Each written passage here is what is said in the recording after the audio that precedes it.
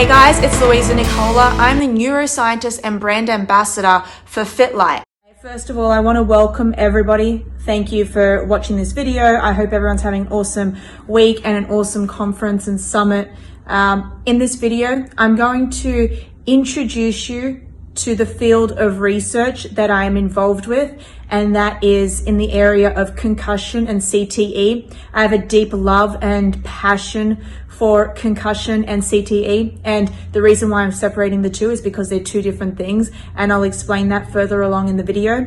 What I'm going to do also in this video is introduce you to the world of neuroathletics, and that is a world in which we train NFL athletes, some who have been concussed, others who are trying to prevent them from receiving the neurological deficits of a concussion, and show you how we actually go through and not so much rehabilitate their brains, but provide a mental training platform for them so they can build a higher and stronger performing brain, specifically utilizing the FITLIGHT training system. But please note, as a disclaimer, that this video is not intended as medical advice in any way. I'm not a medical doctor. This video is intended to be a source of information, and I encourage you to research as much as possible and seek medical advice from a medical practitioner at your discretion, and how our players and our team finds benefit in doing that. So I'm going to be using my laptop a lot because I've got some studies that I want to refer to. I think when we're talking about concussion, neurological disorders, diseases, neurodegenerative diseases, and also neurotechnologies, I think it's really important to draw from up-to-date current research. So that's what I'll be doing. And I'm going to focus the video on 3 different areas. And we're going to talk specifically, the first and foremost, on the visual field. I've got some research up here right now I want to give you a bit more of an information, a bit more of an insight into concussion and CTE. So we know that, let's just look at the NFL, for example. When their heads are colliding, what happens is they take a blow to the head. And we know that any blow to the head can cause the brain to be concussed. So a concussion is when a traumatic brain injury occurs from a blow to the head on the field. It could be in hockey as well. On the field, off the field, it doesn't matter where it is. And what happens is repetitive hits to the brain or repetitive concussions leads to chronic traumatic encephalopathy, as we all know to be CTE. So CTE is a neurodegenerative disease, and like I said, it's caused from repetitive hits to the head.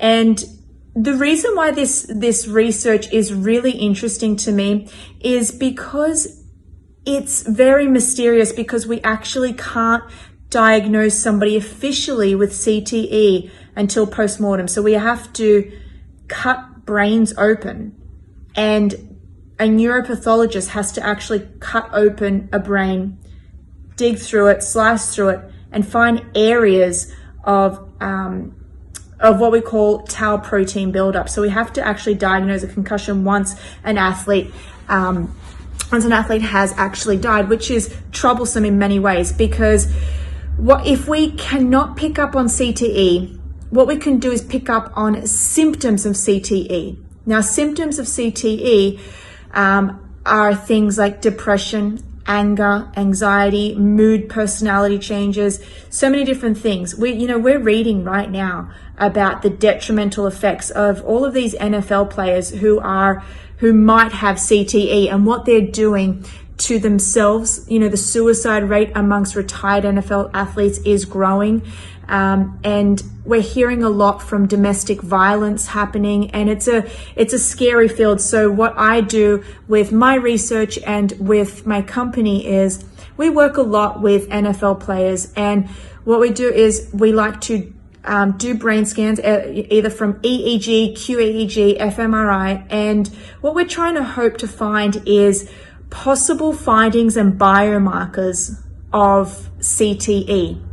Now, let's just say, for example, that we get an NFL player and they want to become more neuroprotective, meaning they want to start to protect their mind and their brain. They may be seeing a doctor, they may be on a different protocol with a neuro rehab specialist, and we want to put into place a neuroathletic protocol where we're training their brain to be able to perform better and be able to be stronger. Because what we know about the brain, which is such an interesting field, is we have the ability as humans to change our brain throughout the lifespan.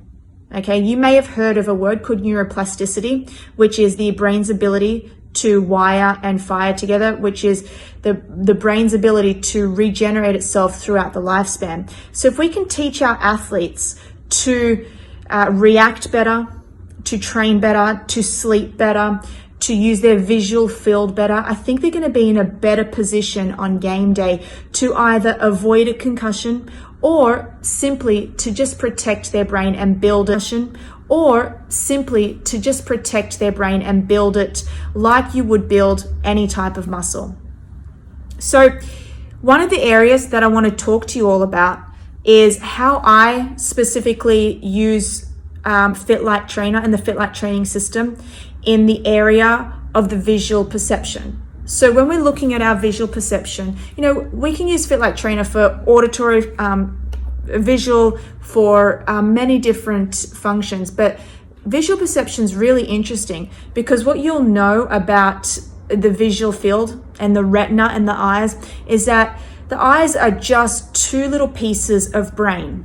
And it's really, once we understand the eyesight and all of the visual system, we'll have a better understanding of how it really relates to the brain and how we perceive the world. So visual perception is a really big thing for me. And if you go to the FITLIGHT training social media pages or our website, you'll actually be redirected to a number of different videos that outline some of our ambassadors and trainers who use the FITLIGHT training system to help guide their athletes to better perception training. Now, I'm going to talk to you about one of the exercises that I do that's in our training program utilizing FITLIGHT, and that is with the use of blocking one of the visual fields. So what we'll do is we'll get a row of FITLIGHTs, okay, and we'll set them up. You get what happens is you get a tablet, and you can input anything that you want on this tablet. Like you can input, you want them to get 30 hits in the matter of 1 minute, or 30 hits in the matter of 30 seconds. And that's all well and good. That's hard because you're already training the visual system. You're training the body to react. You're training the body to react in a demanding time. But what happens is once you block one of the visual fields, like we use an eye patch, and some of our athletes think that they look like pirates, but we use an eye patch to cover one of their visual fields. And that is placing even more demand and pressure on the visual system. And the feedback from the athletes has been, Louisa, I can't even see where the light is coming from. And that there is key, because when you're using the FITLIGHTs, it's so interesting because they're reacting to a light and a stimulus, but one of their eyes is closed. So if they're reacting to a light and stimulus that's placed, if their right eye is closed and they're reacting to a light and stimulus next to their right eye, they may not see it. So they have to work harder to see it in their peripheral vision. They have to work harder in this area of the brain. So you're opening up that area of the visual cortex. Now, what happens when we do that? Well, we know that when we train our body and we have greater extension, okay, we're going to be recruiting more muscle fibers. It's the same as our brain. Sometimes we don't, there's a myth that happens, which I don't know who said it, but it's like we only use 10% of the brain. That's not true. We use 100% of the brain 100% of the time. But sometimes if we don't use all these different pathways, they weaken. And what we're trying to achieve with the FITLIGHT training system is we can put the lights anywhere. We can actually, we've got Velcro, we can stick them to the glass, we can stick them to things, we can have them on the ground, and they can be flashing and in all different areas. And you're really opening up the athlete's visual training center so they can be like reacting to all these different lights. So that's one way that I work with it. The second way is with executive function. Now, what we know is when an athlete goes on the field, they're already using a lot of their mental energy. Okay, so let's just say they go on and their mental energy that they can exert is in the form of a cup of water. Every time they make a decision, they're taking a sip of that water. So what happens at the end of a game or the end of a match? Well, they're a bit depleted, right? So a lot of their mental energy is depleted. Now, what happens then? Well, when they are needing to make a decision, for example, a Major League Soccer player, once he gets the ball, at the end of the match, he might find that he is a bit fatigued and he may not make the correct decision. And we really want all of our athletes to be making intelligent and sharp decisions in, the speed within the speed of light, and that's really hard. But Cristiano Ronaldo does a really great effort in doing this. He's really great at this. It's something I admire of him. But we're trying to train our athletes to be able to react fast, sharp, and at the speed of light. And we use the FITLIGHT training to do that. I'll give you an example of this because I'm doing this right now with some of my boys. What we do is we set up a range of lights, 6 different colors, okay? And we have them react to the light in under 90 seconds. But here's the key. When the light turns green, I get them to say a word out loud, because that's involving the word processing system. I get them to say a word out loud that begins with the letter K. Now that's for green light. Then a red light will go off and they will have to name an uneven number. So green light is word starting with K, and then red light is an uneven number. And what happens is they're just, it's right now in hindsight, it may feel like, oh, that's not too mentally demanding. But when you're actually coupling that with physiological stress as well, it plays a lot on your mental and your physiological system. But you're training the athlete to be able to think under pressure. And this is the thing that you can do with absolutely anybody. You can actually incorporate the FITLIGHT training system and use this with anybody. It doesn't have to just be in athletes.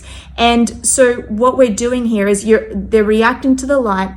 They're using their mental energy to be able to give you an answer to what you asked, but they're also exerting a lot of physiological stress.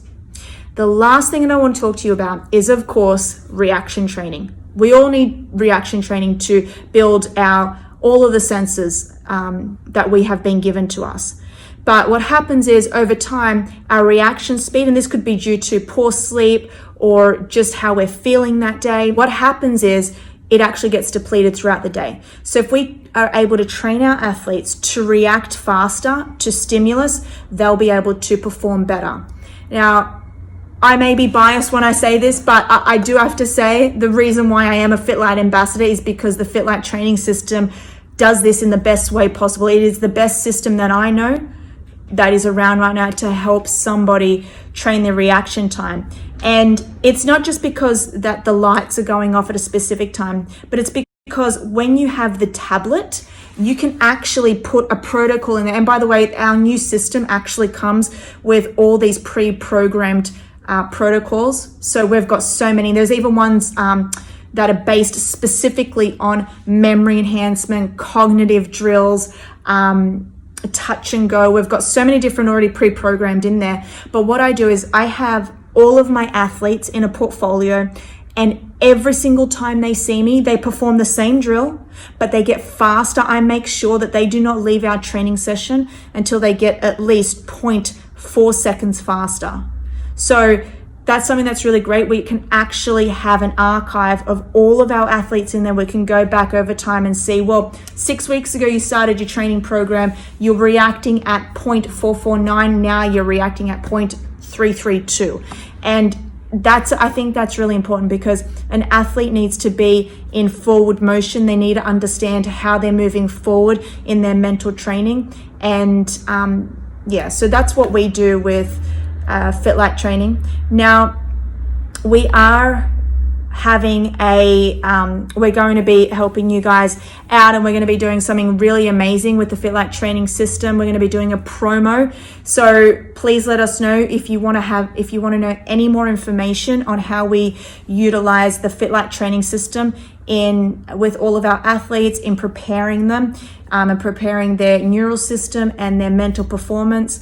And we'll be happy to reach out to you guys and have a conversation. Other than that, thank you for listening, and I hope you have an amazing day.